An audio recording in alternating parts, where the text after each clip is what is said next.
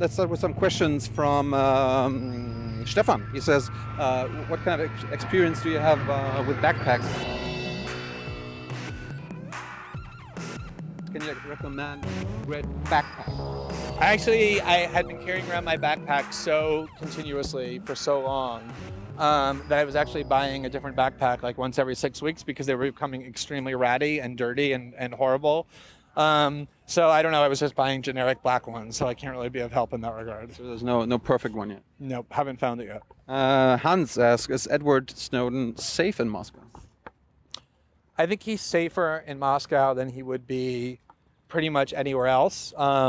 He is able to walk around without really being recognized very often.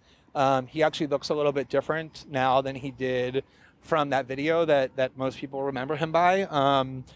He sort of just looks like this kind of kid from Idaho who got sent by his parents on some sort of like foreign exchange program, really nervously sending him for the first time to a foreign country. And he doesn't look like he's at all out of the ordinary. And so he blends in.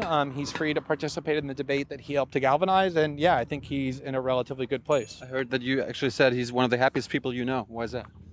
Oh yeah, there's no question about that. I mean, usually with the metrics that we use to judge other people's happiness are sort of these superficial factors of how much money you make and what kind of job you have, the things that he purposely sacrificed. But a much more important attribute of happiness is how you judge yourself internally, how your conscience evaluates the things you've done. And, he gets to lay his head on his pillow every single night in the knowledge that he took very meaningful, self-sacrificing action in defense of the principles and the values that he said he believed in. And very few people get to say that. And that brings this very profound internal fulfillment and peace that you can just almost see exuding from him when you talk to him.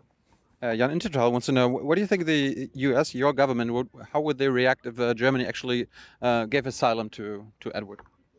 I think they would be angry. I think that they would stomp their feet. I think they would take a few symbolic steps in retaliation. But what can the United States government do to Germany and that's at all meaningful or enduring in retaliation? I mean, nothing really. I mean, it's a very mutual relationship. I mean, the U.S. may need Germany as much as Germany needs the U.S.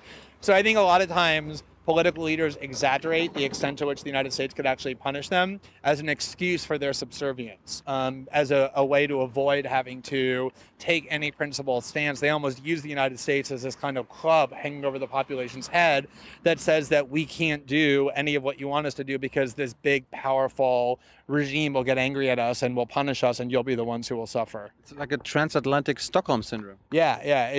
But I mean, I think there's sort of a deliberate exploitation to it that world leaders benefit from. I mean, I actually asked Sigmar Gabriel, he's the vice chancellor. I said, what would happen if we give asylum? He was like, well, did you see what happened to the Bolivian president? Right, but Bolivia is not Germany, and I think that's the important difference. All right, I'll do one more. Okay, one more. Daphne asks, is capitalism or surveillance the biggest danger for free media? They're completely interrelated. I mean, one of the big aspects of surveillance is that there's a huge profit motive that goes into maintaining the system. On top of which, I think that one of the principal motives of why the surveillance state has been constructed is because the elite factions in the United States fear the kind of instability that has come from other places as a result of this extreme economic inequality. And surveillance is a means of control. It's a means of fortifying people in power. So I don't really think you can separate capitalism from surveillance. The surveillance state is a capitalist system. 70% of the NSA's budget goes to private corporations. It's a largely privatized entity. Job creators. Exactly. Job creators are the ones who are running the surveillance system. It's just under the government nominally, but it's really a privatized, outsourced system. And when did was that the last question? You have a follow-up? From them? No, the last one. When did you stop being naive?